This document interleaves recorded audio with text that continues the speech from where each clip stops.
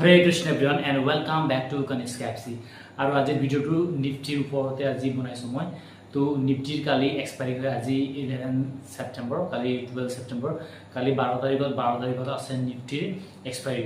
তো মানে কি বুলি কয়, মঙলবাৰ বুধবাৰ বৃহস্পতি প্ৰত্যেকটো বাৰতে সপ্তাহত প্ৰত্যেকটো বাৰত কিবা না কিবা এটা ইণ্ডেক্সৰ মানে এক্সপায়াৰি ডে আছে, যিবিলাক অপশ্যনত ট্ৰেড কৰে, যিবিলাকত অপশ্যন ট্ৰেডিং কৰে, অপশ্যন বায়াৰ বা অপশ্যন চেলাৰ হিচাপত তেওঁলোকে গম পাব যে এক্সপায়াৰি কোনটো দিন হয়।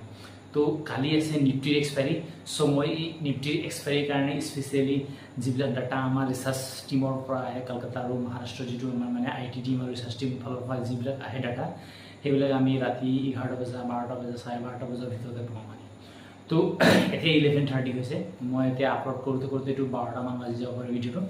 তো এনেকুৱা পাৰ ডে ডাটাবিলাক আমাক দিয়ে, মানে ইনফৰ্মেশ্যনবিলাক আমাক আহে। কি কাৰণে আহে, কি আমি মানে কি আমাৰ যিটো ব্ৰকাৰ হৈ গ'ল এক্সিছ ডাইৰেক্ট, এক্সিছ বেংকৰ 100% ছাবচিডি হৈ আপোনালোক গুগলত চাই ল'ব পাৰে। তো এক্সিছ ডাইৰেক্টত আমি কাম কৰি আছোঁ। তো আমাৰ ৰেছপনচিবিলিটি হয় যে আমি আমাৰ ক্লাইণ্ট যিবিলাক ভিউৱাৰ্ছ বুলি নহয়, বেলেগ ক্লাইণ্ট নহয়, যেনেকুৱা জেৰ'দা, এঞ্জেল ওৱান, গ্ৰ' এইবিলাকৰ এপৰ ক্লাইণ্টৰ কথা কোৱা নাই। কোনোবাই যদি মোৰ ভিডিঅ' চাইছে, ইনফৰ্মেশ্যন লৈ ভাল এটা ট্ৰেডিং কৰিব বিচাৰে, তেতিয়াহ'লে একো প্ৰব্লেম নাই। আৰু আমি কোনো কলছ নিদিওঁ, কোনো টিপছ নিদিওঁ। যিবিলাক ৰিচাৰ্চৰ পৰা আহে কলছ, যিবিলাক মানে লেভেলছ আহে, সেইবিলাকে আমাৰ ক্লাইণ্টবিলাকক আমি দিওঁ। চ' কালি নিফটিৰ এক্সপায়াৰি ডে হয়। আৰু নিফটি কালি যিটো ডাটা আহিছে, সেই ডাটা মতে গম পোৱা গৈছে যে নিফটি কালি অলপ ষ্টাৰ্টিঙত মানে কি গেপ ডাউন হ'ব, গেপ ডাউন অপেন হ'ব।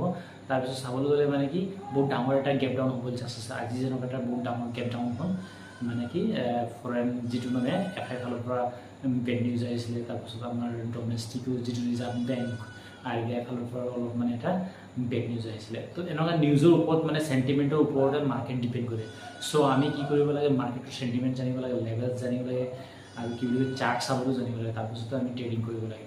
তো ট্ৰেডিং কৰি বহুতে বহুত লছ কৰি আছে, আৰু আমাৰ অসমত বহুত স্কেম চলি আছে। চ' মই আপোনালোকক সকলোকে কৈছোঁ যে ৰেজিষ্টাৰ্ড মানে যি ৰেজিষ্টাৰ হৈ থাকে, মানে চেবি ৰেজিষ্টাৰ্ড যি হয়, তেওঁলোকৰ লগতে আপোনালোক মানে কি কমিউনিকেট হৈ থাকিব। যেনেকুৱা ময়ো হয় কি বুলি কয় চেবি ৰেজিষ্টাৰ্ড।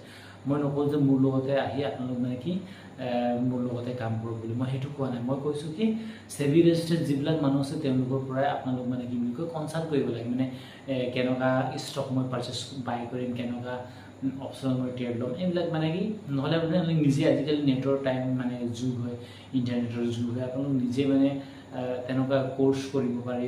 NSEত ক'ৰ্চ দি থাকে, NSE যিটো আছে না, NISM তাৰ ফালৰ পৰা দিয়ে। তো এইবিলাক ইনফৰ্মেশ্যন পালে আপোনালোকৰ ভাল এটা মানে কি ৰিচাৰ্চ এনালিচিছ হ'ব পাৰে। ঠিক আছে, বেছি দীঘলীয়া নকৰোঁ। কালি নিফটি গেপ ডাউন অপেনিং হ'ব। যি পুটত পজিশ্যন লৈছে, তেওঁলোকৰ মানে ভাল এটা প্ৰফিট হ'বলৈ মানে কি চান্স আছে। আৰু মানে কি মাৰ্কেট ভলটাইল থাকিব। ৰাতিপুৱা ফুড দিলেও কি হ'ব, কল দিব মানে কল চাইড যদি ৰাতিপুৱা যদি 100, 150 মানে এনেকুৱা যদি মানে কি পুট চাইডে দিয়ে, তো কল চাইডেও দিব 180 এনেকুৱা দিব। মানে 80 পইণ্ট হ'লেও মানে কি 100 পাব নিফটিত। মানে কি কাৰণে পাব, কাৰণ ভলটাইল হৈছে। ভলটাইল কি কাৰণে আছে, অহা সপ্তাহ ফেডৰ মানে কি বুলি কয় ৰেড কাৰ্টৰ মানে কি ৰেড কাৰ্টৰ মানে ডেট ডিচিজন হৈ গৈছে, ডেট ওলাই গৈছে, মানে ডিচিজনটো ল'ব 17 তাৰিখ বা 18 তাৰিখৰ মানে ফেডৰ ৰেড কাৰ্টটো হ'ব আমেৰিকাৰ। তাৰপাছত 19 তাৰিখৰ পৰা মাৰ্কেট চাব। যদি 25 পইচাকৈ ওপৰ কাটিছে, তেতিয়াহ'লে আমাৰ ইণ্ডিয়ান মাৰ্কেট বহুত বেয়াকৈ ডাউন হ'বলৈ চান্স আছে। ঠিক আছে, আৰু তাতকৈ যদি তলত আছে, তেতিয়াও ডাউন হ'বলৈ চান্স আছে। 25 কাটিলে মাৰ্কেট ষ্টেবল থাকিব, আৰু মাৰ্কেট ভাল এটা মুভমেণ্ট ল'ব, বহুত ডাঙৰ এটা মুভমেণ্ট ল'ব। তো বেছি দীঘলীয়া নকৰোঁ, কালিৰ ইনফৰ্মেশ্যনটো চিম্পলকৈ মই দিলোঁ।